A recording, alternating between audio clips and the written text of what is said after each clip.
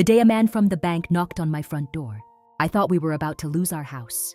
I had no idea we were about to lose something far more valuable. My husband had been lying to me for 8 months, not because he had stopped loving me, not because there was another woman, but because somewhere along the way, Mark had begun to believe that his value as a husband, a father, and a man depended on everything he could provide. The house, the business, the name painted in gold above the office door. And when all of it began to crumble, he hid the cracks from me, one lie at a time, one unpaid bill at a time, one secret at a time. Looking back now, I understand something I couldn't see. Then, God was not exposing our lives to humiliate us. He was bringing into the light everything that was quietly destroying us. My name is Sarah Reynolds, and this is the story of how losing almost everything revealed what my husband had been hiding and showed us what faith really looks like when there is nothing left to hold on to. The blessed family. For years, I knew exactly how to tell the story of my marriage. It was a testimony. At least, that was what I called it. 12 years earlier, Mark and I had started with almost nothing. He worked as a bricklayer's helper, arriving home every evening with cement dust in his hair and cracks across his hands. I tutored children at our kitchen table until late at night, saving every extra dollar we could. We lived in a small apartment where the heat failed every winter and the bedroom window rattled whenever the wind blew. But we were happy. We prayed over overdue bills. We thanked God for groceries. We celebrated every small victory as if heaven itself had opened a door for us. When Mark landed his first independent construction job, we prayed over the contract before he signed it. When he hired his first employee, we baked a cake. When he finally opened Reynolds & Sons Contracting, I stood beside him while he unlocked the office door for the first time. His name was painted in gold letters on the glass. Mark stared at it for a long time. "You did it," I whispered. He shook his head and pulled me close. We did it. For years, I believed that moment represented everything God had promised us. Faith, hard work, perseverance, reward. By the time our daughter Lily turned 10 and our son Josh turned 7, the hard years seemed far behind us. We lived in a red brick house in Millbrook with white shutters, a wide front porch, and a maple tree that covered the lawn in orange leaves every October.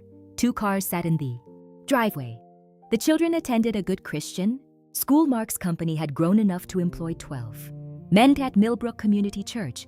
People called us the Blessed Family. I always felt a little embarrassed when they said it, but secretly, I was proud. Mark was the kind of man people trusted. Quiet, hardworking, dependable. He helped repair the church roof without charging for labor. He sponsored a child through the missions fund. He rarely spoke during Bible study, but whenever he did, everyone listened. More than once, an older woman at church had leaned toward me and said, "You found yourself a good man, Sarah." And I always answered the same way. God gave me more than I deserved. What I didn't know was that, while everyone saw blessing, Mark saw a structure beginning to collapse. For 8 months, Reynolds & Sons had been losing money. His business partner, Dale Whitmore, had made promises Mark could no longer afford to believe. 2 major construction projects had stalled. Deposits disappeared. Bills went unpaid. Payroll came due every Friday, whether the company had money or not, and Mark told me none of it. He sat alone in his office each morning, staring at a number he had started repeating to himself like a sentence. $180,000. That was how much had disappeared. Sometimes, Mark would arrive home long after the children were asleep. He would stand in the kitchen doorway for a moment, as though gathering himself before stepping inside. Then he would smile. "How was your day?" I noticed the tiredness in his eyes. Noticed he no longer left his phone on the kitchen counter. Noticed he sometimes stared at the television without actually watching it. But marriage teaches you something dangerous. It teaches you how to recognize when something is wrong. It also teaches you how easily love can make excuses for the person you trust. One Tuesday evening, I was serving dinner when Mark's phone began vibrating beside his plate. He looked at the screen. For less than a second, I saw a name, Victor Kessler. Mark immediately turned the phone over. "You're not going to answer?" I asked. "Just a supplier." The phone stopped vibrating. A few seconds later, it began again. Mark silenced it. Josh was talking excitedly about a science project. But Mark wasn't listening. He kept glancing toward the phone as if it were something dangerous lying on the table. "You've been acting strange lately," I said after the children left the room. "I'm tired. You've come home late 3 times this week. It's a complicated project. Is something wrong with the company? His answer came too quickly. No. Mark had never been a convincing liar, but he was my husband, and I wanted to believe him more than I wanted to question him. So I nodded. Okay. That night, I woke shortly after 2 in the morning. Mark's side of the bed was empty. I found him standing in the hallway, staring through the front window across the street. A dark car sat beneath a street lamp. Its engine was running. Mark? He turned so quickly that I startled. What are you doing? Nothing. I couldn't sleep. I looked past him toward the car. Do you know who that is?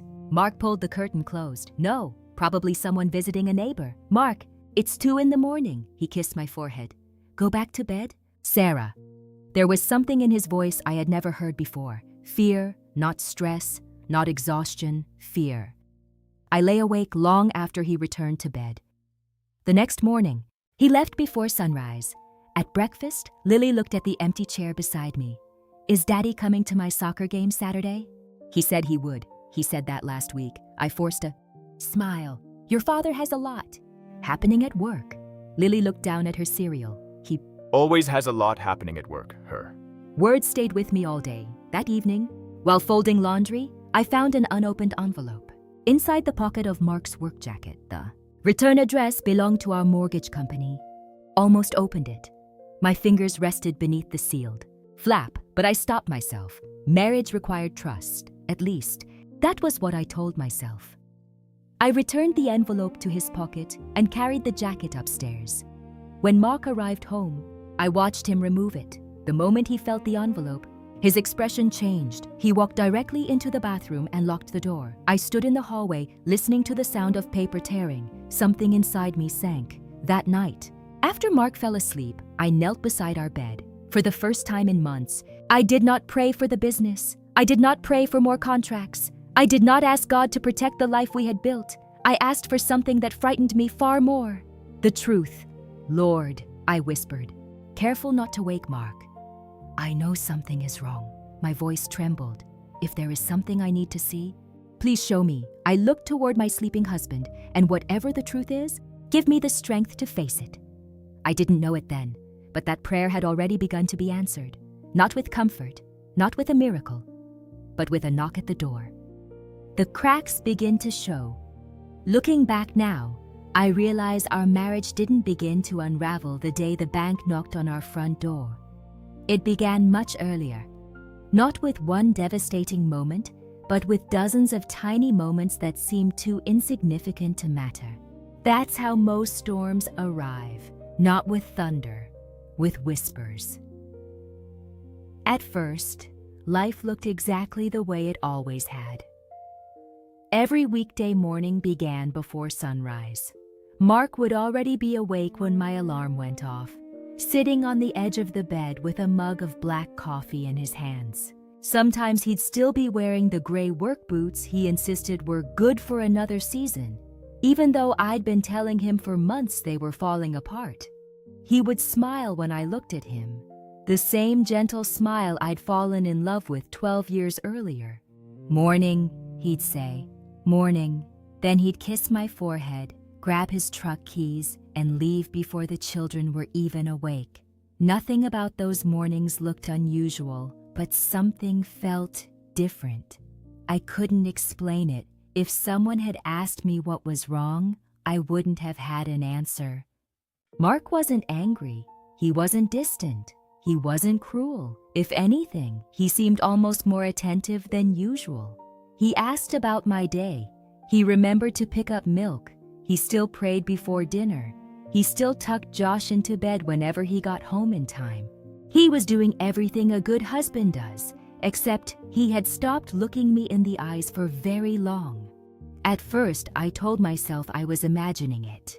Marriage teaches you that not every strange feeling means something terrible.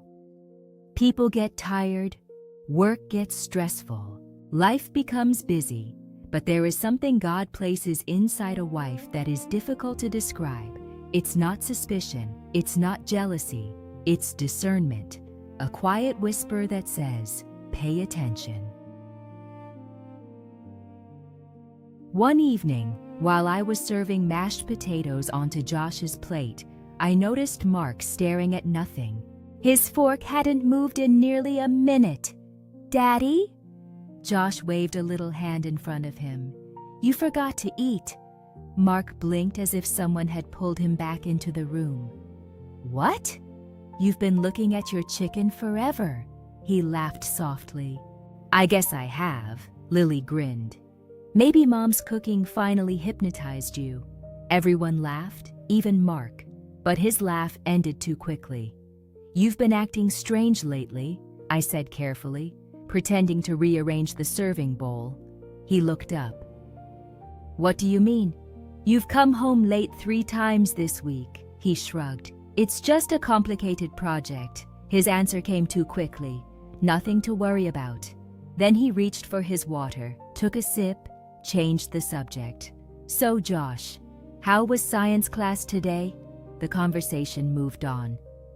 The children never noticed. But I did. 12 years of marriage teach you something no book ever could. You learn the difference between a husband answering your question and a husband escaping it. That night, after the children were asleep, I found Mark standing alone on the back porch. The porch light cast long shadows across the yard. The maple tree we'd planted the year we bought the house swayed gently in the autumn breeze. He didn't hear me come outside. He was staring toward the street. "You okay?" He turned so quickly it startled me. "Oh, you scared me." I smiled. "I live here." He tried to smile back. It didn't quite reach his eyes. "You've got a lot on your mind." "Work." "Just work?" He nodded. "Just work." I wanted to ask another question. Instead, I slipped my hand into his. For a few moments we stood there together without speaking. Sometimes silence between two people feels peaceful. That night, it felt crowded. Over the following weeks, the little things began piling up. None of them were large enough to cause panic on their own. Together, they became impossible to ignore. The first happened at the grocery store. It was a Thursday afternoon. Josh insisted on pushing the shopping cart, even though it was nearly as tall as he was. Lily was comparing cereal boxes, trying to convince me that the one with extra chocolate somehow counted as breakfast. "It has vitamins," she argued. "It also has enough sugar to keep an entire kindergarten awake for 3 days." She laughed. "You always ruin the fun. I call it parenting." We laughed together. It was one of those ordinary afternoons mothers rarely remember. Until life changes. The cashier greeted me by name. "Hi, Sarah." "Hi, Melissa." She attended our church. She'd watched Josh grow up. She asked about Lily's soccer season while scanning our groceries. Everything felt normal until she slid my card into the machine. The screen flashed. "Declined." Melissa frowned. "That's strange." I smiled awkwardly. "Try it again." She did, the same message. Josh looked up at me. "Mom?" "It's okay, buddy." I reached into my wallet. Maybe I'd grabbed the wrong card. I tried another one. Again. "Declined." I suddenly became aware of the growing line behind me. Someone cleared their throat. Another customer looked at their watch. Melissa lowered her voice. "It might just be the bank system." I forced a smile. "That's probably it." My face felt warm. Not because of the money, because of the embarrassment. I could feel everyone waiting, watching, wondering. Finally, I remembered we still had some cash folded inside an envelope in my purse for emergencies. It wasn't enough to cover everything. I quietly began removing a few items. The steak, the brand name cereal, the ice cream Josh had begged for. Josh looked disappointed but didn't complain. That somehow made it hurt even more. As we walked to the car, I couldn't shake the feeling that something much bigger than a bank error had just happened. I sat behind the steering wheel for almost a full minute before starting the engine. The children were talking in the back seat, arguing about whose turn it was to choose the music. Their voices faded into the background. I rested both hands on the steering wheel, closed my eyes, and whispered a prayer I had never prayed before. Lord, I'm not asking you to fix anything. I'm asking you to help me see clearly. If there's something I need to know, please don't let me miss it. I opened my eyes, started the car, and drove home. I had no idea that prayer had already begun to be answered. When the ground began to move, Part 2. The drive to Reynolds & Sons normally took just under 20 minutes. That afternoon it felt endless. Every red light seemed to last longer than usual. Every slow-moving car in front of me tested my patience. I kept glancing at the passenger seat where the envelope rested beside my purse. The bank's logo stared back at me like an unwanted reminder that this wasn't a nightmare. It was real. I tried calling Mark, straight to voicemail. I frowned. That wasn't like him. No matter how busy he became, he almost always answered my calls, and if he couldn't, he would text me within minutes. In a meeting. Call you soon. Everything okay? Today? Nothing. I called again. The phone rang. Then silence. I tightened my grip on the steering wheel. Lord, I whispered, I don't know what's happening, but you do. So please, walk into that office before I do. The words surprised even me. I wasn't praying for God to fix the problem anymore. I was asking him to meet me inside it. The familiar sign came into view. Reynolds & Sons Custom Woodworking. For years, that sign had filled me with pride. Mark had designed it himself. I still remember the day he and his crew installed it. Josh had been only 4 years old. He had looked up at the enormous wooden letters and shouted, "Daddy owns a castle!" Mark laughed so hard he nearly dropped his toolbox. Nobody. I just own a workshop, but we build beautiful things here. Today, the sign looked different. One corner had started peeling. A few of the lights beneath it were burned out. I wondered how I had never noticed before, or maybe they hadn't been burned out for very long. The parking lot was unusually full, but strangely, no one was talking. Employees walked between buildings carrying paperwork instead of lumber. Forklifts stood still. The usual sound of saws and machinery was missing. The silence unsettled me more than noise ever could. As I stepped out of the car, several employees looked in my direction. Almost immediately, they looked away. One man removed his baseball cap and quietly nodded. Another offered a small, sympathetic smile before disappearing inside the warehouse. My heartbeat quickened. They knew. They all knew something. And somehow, I was the last person to find out. The familiar smell of freshly cut oak greeted me as I walked through the front entrance. Normally, I loved that smell. It reminded me of honest work, of long days, of dreams built with rough hands and stubborn faith. Today, even that smell couldn't comfort me. The receptionist, Emily, looked up from her desk. Her cheerful smile appeared automatically, then vanished the moment she saw my face. Sarah. She stood so quickly her chair rolled backward. I wasn't expecting you. I need to see Mark. Her lips parted slightly. She hesitated, just for a second, but it was enough. Is he here? Yes. Can I see him? Emily lowered her eyes. She swallowed. He's in his office. Relief washed over me for the briefest moment. Good. He was here. He could explain everything. Then Emily quietly added, "He's been having a difficult day." There was kindness in her voice, not pity, kindness. That frightened me even more. As I walked down the hallway, memories met me around every corner. There was the framed newspaper article celebrating Reynolds & Sons' 10th anniversary.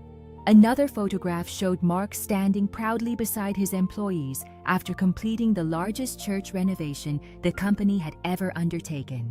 I smiled sadly. I remembered baking cookies for everyone that day. The entire crew had gathered in this very hallway, laughing, teasing one another, talking about future projects. Back then, the future had seemed endless. Now, the hallway felt strangely empty. Several office doors were closed. Conversations stopped as I passed. Behind one door, I heard muffled voices. Someone quietly said, "She's here." Another answered, "Does she know?" Silence followed. I kept walking. Every step became heavier. Outside Mark's office, I stopped. The door was almost closed. Not completely, just enough to leave a narrow opening. Inside, I heard nothing. No phone calls, no typing, no conversation, only silence. I gently knocked, no answer. I pushed the door open. Mark was sitting behind his desk. He hadn't noticed me. Both elbows rested on the desk. His hands covered his face. Papers were scattered everywhere. Financial statements, folders, legal documents. Several envelopes lay unopened. His coffee had gone cold hours earlier. The room looked less like an office and more like the aftermath of a battle. For a long moment, I simply stood there, watching the man I loved. He looked older. Not because time had passed, but because worry had settled into every line of his face. His shoulders, once so straight and confident, now seemed unable to carry the weight pressing down on them. I had seen Mark tired before. I had seen him frustrated. I had seen him discouraged after losing contracts. But I had never, ever seen him defeated. Quietly, I stepped inside. The floor creaked beneath my feet. He lowered his hands, looked toward the door. The moment our eyes met, something inside him broke. Not dramatically, not with tears, with surrender. It was the look of a man who had run out of places to hide. He glanced at the envelope in my hands. His face lost what little color remained. "You know." The words barely escaped his lips. I nodded once. I had a visitor today. Neither of us moved. Neither of us spoke. The silence between us carried every unanswered question from the past several weeks. Finally, I walked to the chair across from his desk. I didn't sit immediately. Instead, I rested my hand on its back, trying to steady myself. "I came here because I need you to look at me." My voice trembled despite every effort to keep it steady. "And tell me the truth." Mark closed his eyes. A tear slipped down his cheek before he could wipe it away. When he opened them again, they were filled with a sadness I had never seen before. He slowly pushed the stack of papers aside, folded his trembling hands together, and whispered words that made my heart stop. "Sarah, I don't even know where to begin." I finally sat down. My fingers tightened around the envelope. Outside his office window, I could hear workers loading the last truck of the day. Life continued. Cars passed, machines started. Someone laughed in the distance.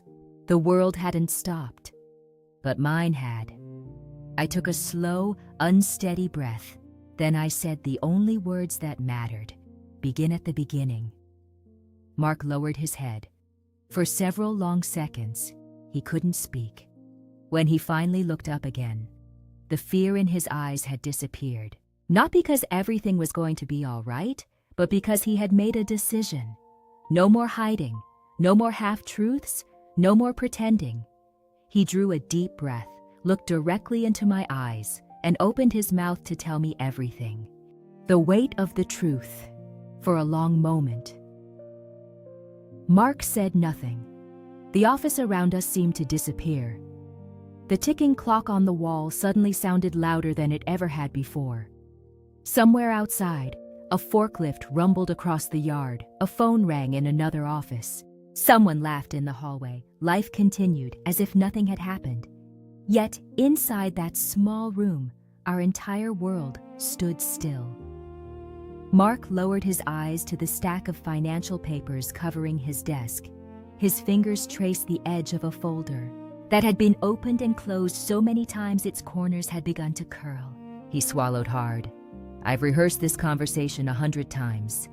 His voice was barely above a whisper. I always imagined I'd find the right words. A sad smile crossed his face. I never did. I didn't answer. There was nothing I could say that would make this easier. So I simply waited. Sometimes, love sounds like patience. He rubbed both hands across his face, trying to steady himself. I don't know how to ask you to forgive me. The words hung in the air, heavy, broken, honest. I looked at the man sitting across from me. This wasn't the confident business owner who had once walked through construction sites with blueprints tucked beneath his arm. This wasn't the husband who always had a solution. This wasn't even the father who could make Josh laugh after the worst day at school. This was a man who had reached the end of his own strength. I slowly leaned forward. Then don't start there. He looked up. His eyes were already filled with tears. Start with the truth. For the first time that afternoon, he stopped trying to protect himself. He leaned back in his chair and stared at the ceiling for a few seconds. You remember the Henderson project? I nodded immediately. Of course I did. It had been the biggest contract Reynolds & Sons had ever signed. We had celebrated that night with pizza in the living room because the children insisted expensive contracts deserved pepperoni. You told me it was going to change everything. I believed it would. His voice cracked. It almost did. He slowly opened one of the folders. Inside were invoices, contracts, handwritten notes, and bank statements covered with yellow highlights. The project was delayed, then delayed again. The developer kept promising payment. They always had another excuse. Next week, next month, just one more inspection. We trusted them. I watched him slide one invoice toward me, $92,000. Past due. I felt my stomach tighten. They filed for bankruptcy before we received a single payment. The room became silent again. We had already paid our suppliers. We had already paid our crew. We had already borrowed money to keep everything moving. He shook his head. I kept telling myself we'd survive it. So did everyone else. He opened another folder. Then the Whitmore contract fell apart. Dale backed out. I remembered the name. Mark had always spoken highly of Dale Whitmore. They had prayed together before meetings. They had talked about expanding the company. What happened? He protected his business and left me to protect mine. He looked ashamed for even saying it. I don't blame him. If I had been in his position, he stopped. I probably would have done the same.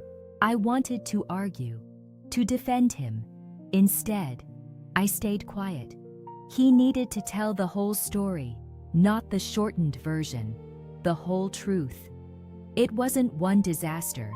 He stared at the papers scattered across the desk. That's what I've been trying to explain to myself. It was hundreds of little ones. He gave a humorless laugh. A machine broke. A supplier raised prices. A client disappeared. A shipment arrived damaged. Insurance denied a claim. One employee quit. Another got sick. Every problem looked survivable. So I solved one, then another, and another, until one day, I realized I wasn't solving anything anymore. I was only buying time. He stood from his chair and walked toward the office window. Outside, 2 employees were loading lumber into the last truck of the afternoon. They waved to another crew member as if everything were perfectly normal. Mark watched them quietly. They trusted me. His voice trembled. Every Friday, they expected a paycheck. And somehow, I found a way. I could hear the pain behind every word. I borrowed. I refinanced. I signed another loan. I convinced myself the next contract would save us. The next payment, the next month, the next opportunity. He rested one hand against the glass. But every solution became another debt. Every sentence landed like another stone on my heart. I stopped sleeping. I started hiding the mail. I deleted voicemail messages before you could hear them. I left earlier, came home later. Not because I stopped loving you. He turned toward me. Because I couldn't bear watching you trust me, Those words hurt more than every financial number. I looked around the office. For the first time, I noticed things I should have seen weeks ago. The untouched coffee, dark circles beneath his eyes, his Bible lying open on the bookshelf, several verses highlighted in yellow. Beside it, a bottle of antacids, a prescription I had never seen, 3 empty coffee cups, a blanket folded behind the office couch. "You've been sleeping here?" He looked embarrassed. "Sometimes." "How long?" He didn't answer. "Mark." "A few nights." Emily's hesitation, the employees avoiding my eyes, the silence in the building. Suddenly, everything made sense. This office hadn't become a workplace anymore. It had become his hiding place. I finally asked the question that had been growing inside me for weeks. "Why?" He frowned. "Why didn't you tell me?" His shoulders collapsed. "I wanted to. I tried. So many times." He walked back to his chair. "There were nights I drove home rehearsing everything. I'd pull into the driveway, see you through the kitchen window, watch Lily helping you cook, watch Josh running through the yard, and I'd tell myself." He closed his eyes. "Not tonight. Tomorrow." His voice became almost inaudible. Tomorrow became next week. Then next month. He covered his face with both hands. And eventually, "I wasn't protecting you anymore." He looked directly into my eyes. I was protecting myself. Silence, not because I didn't have words, because there was no sentence capable of carrying the weight of what he had just confessed. I looked toward the bookshelf. My eyes stopped on the worn Bible. Its pages were marked with years of notes. Memories rushed back. The day we opened Reynolds and Sons, the 4 of us standing in this very office. Our hands joined together, Pastor Simmons praying over the building, Mark reading from Psalm 127. "Unless the Lord builds the house, those who build it labor in vain." I whispered the verse almost without realizing it. Mark lowered his head. "I remember. I think somewhere along the way," I said quietly, "we stopped believing God was carrying this business." My voice trembled, "and started believing you had to." Tears rolled down his face. I failed. I stood, walked around the desk, took both of his trembling hands into mine. "The business is failing. You are not." He shook his head. "I don't know the difference anymore." I squeezed his hands tighter. "Then we'll ask God to remind us." Mark didn't answer immediately. He simply stared at me, almost as if he were trying to decide whether hope was still something he was allowed to believe in. His eyes drifted toward the window again.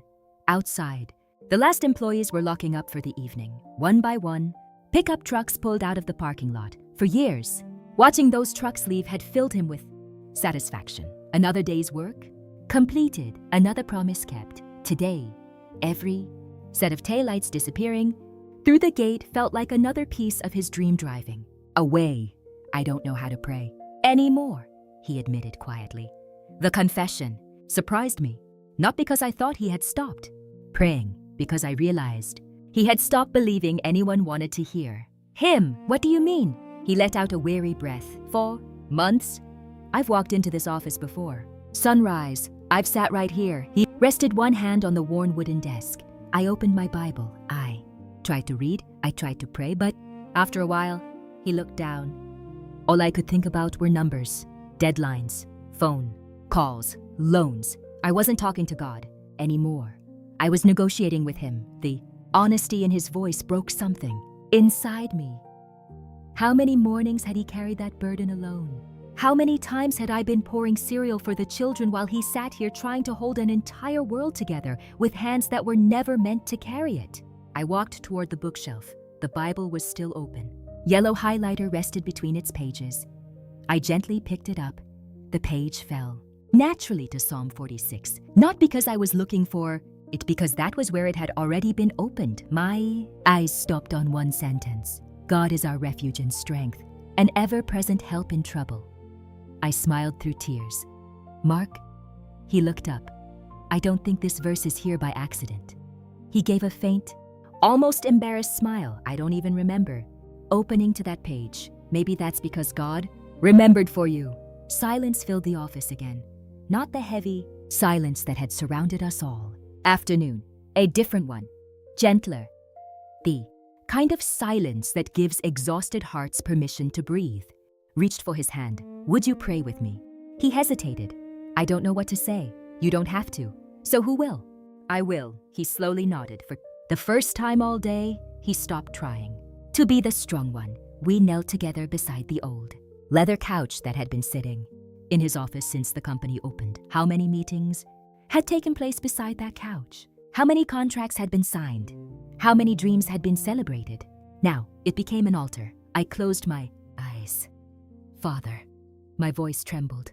We don't know what tomorrow looks like. We don't know if this business can be saved. We don't know what our children are going to face. Another tear rolled down my cheek, but you do. And today, I squeezed Mark's hand. Instead of asking you to protect our plans, we're asking you to protect our hearts. Teach us how to walk through whatever comes next, together. When I finished, I expected Mark to stand. Instead, he remained kneeling, his head bowed, his shoulders shaking. Then, almost in a whisper, he prayed, Lord, I'm tired. I've been pretending to trust you while secretly believing everything depended on me. He stopped, trying to regain control of his voice. I'm sorry. I'm so sorry. His words dissolved into tears. I had never heard my husband cry like that. Not when his father died, not when Josh underwent surgery, not even when the business nearly closed during the recession. Years, these weren't tears of fear, they were tears of surrender, and somehow they were more beautiful than anything money could have fixed. Several minutes passed before either of us spoke again. Finally, Mark stood. He wiped his eyes with the sleeve of his shirt and gave me the smallest smile. I wish I had told you sooner, I smiled back. So do I. But you're telling me now? He nodded.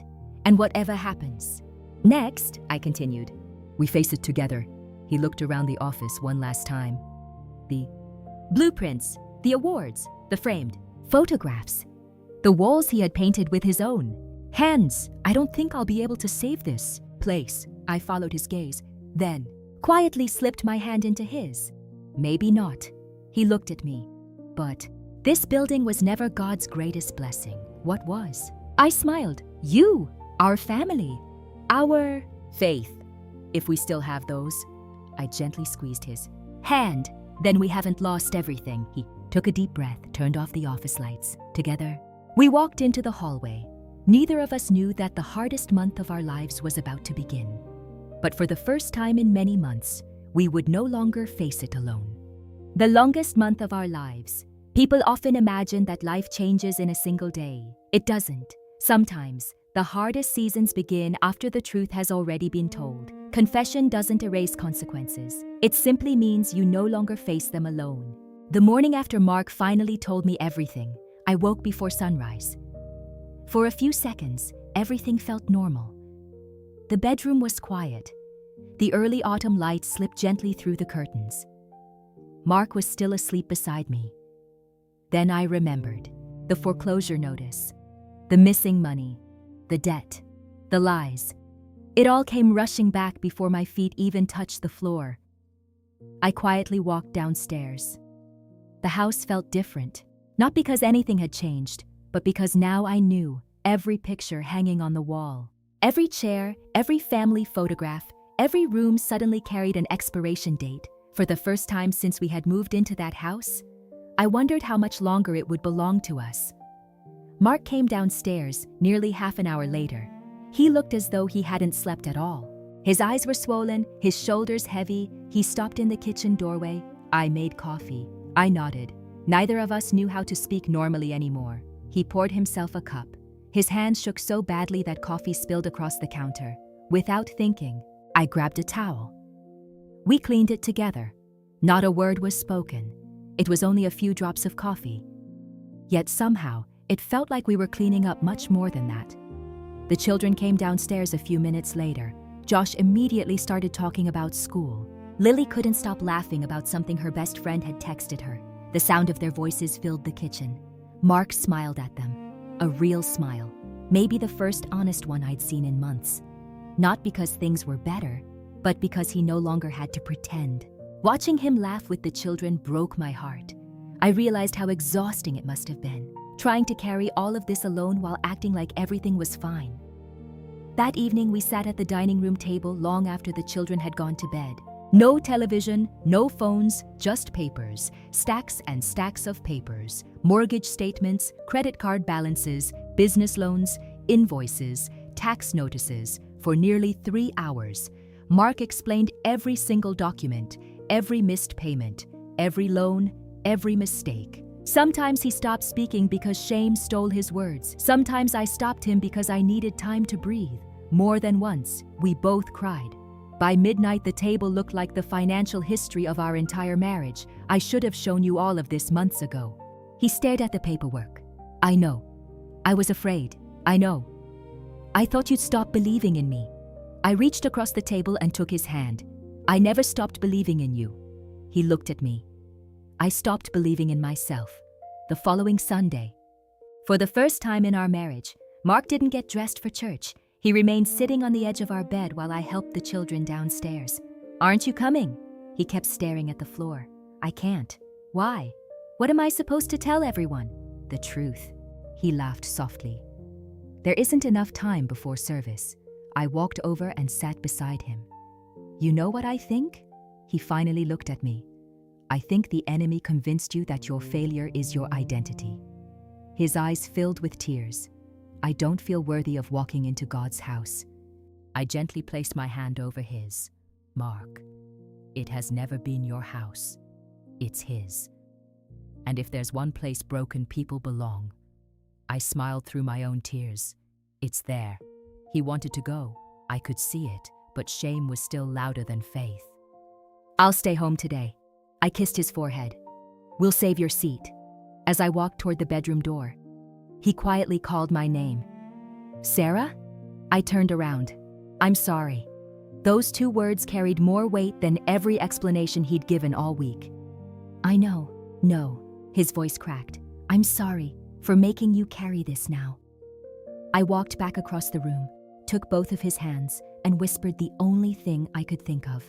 We've carried 12 years together. We'll carry this too. Church felt different that morning. People smiled, children laughed in the hallways, coffee was being served in the fellowship area. Everything looked exactly the same, only I had changed. Several people asked where Mark was. Working, not feeling well. He'll be back soon. Every answer felt incomplete. During worship, I couldn't sing. Instead, I bowed my head. Lord, I asked you to show me the truth. You answered. Now, please teach me what to do with it. At that moment, I didn't receive a miracle. I didn't hear a voice. But I felt something I hadn't felt in weeks. Peace. Not because our problems were gone, but because for the first time in months, there were no more secrets standing between us and God. Losing the life we built.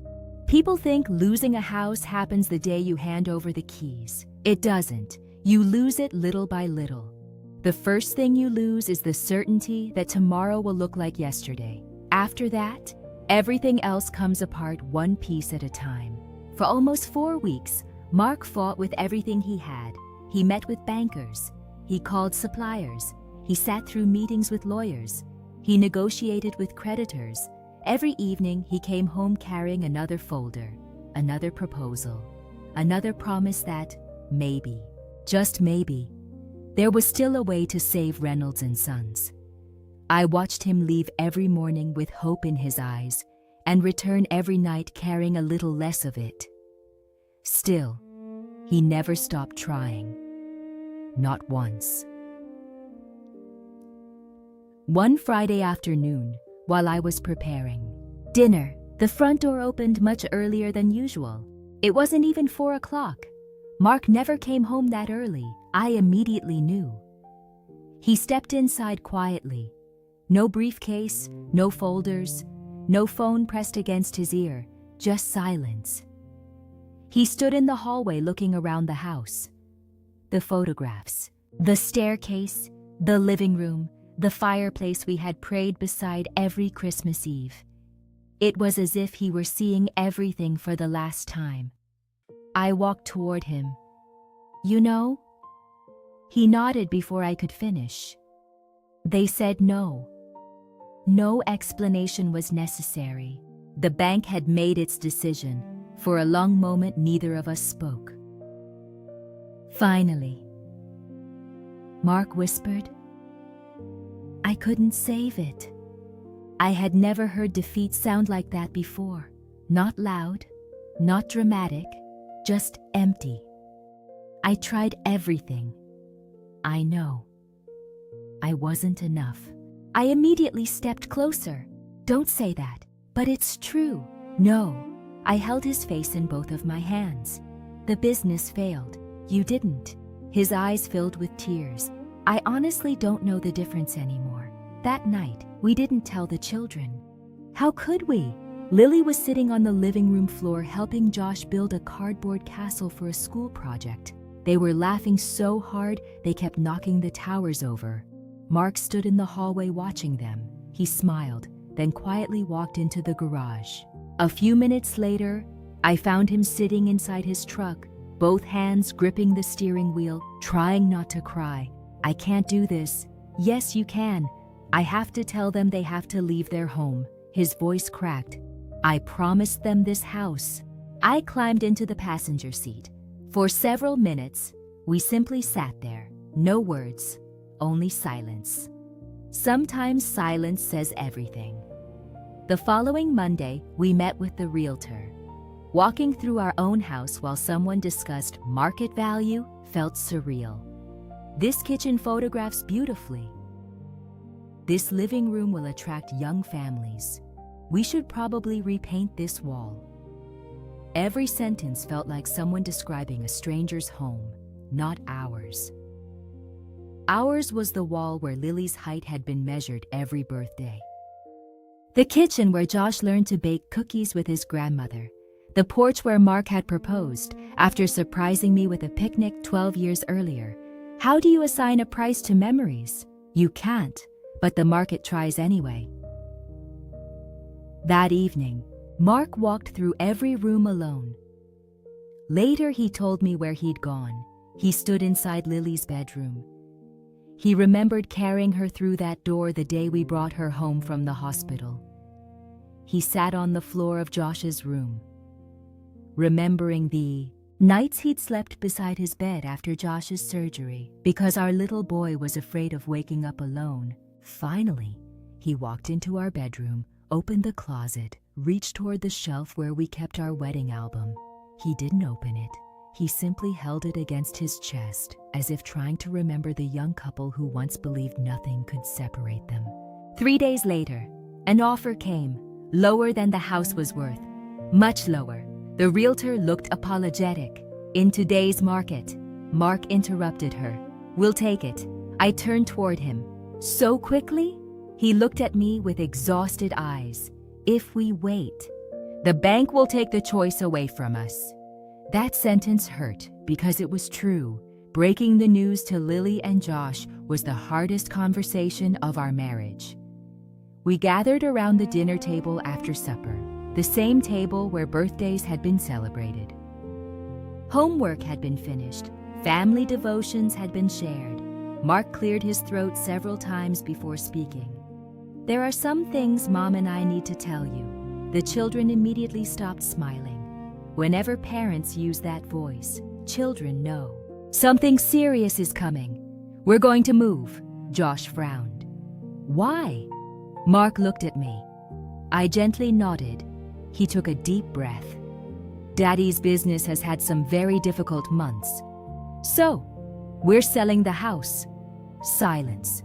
Lily stared at him. "You mean, we're not coming back?" "No, sweetheart." Her eyes immediately filled with tears. "But this is our home." No parent is ever prepared for those words. Josh quietly asked the question that shattered both of us. "Did we do something wrong?" Mark immediately crossed the room, dropped to his knees, pulled both children into his arms. "Oh, buddy." His voice broke completely. "No. You did absolutely nothing wrong. This isn't because of you. It's because Daddy made some mistakes."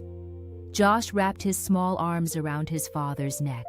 I still love you. Mark couldn't answer. He simply held his son tighter, because sometimes love sounds louder than words. Later that night, after everyone was asleep, I stood alone on the back porch. The maple tree was beginning to lose its leaves. One by one, they drifted quietly across the yard. I remembered planting that tree with Mark the week after we moved in. It'll grow with our family, he had said. I smiled through tears.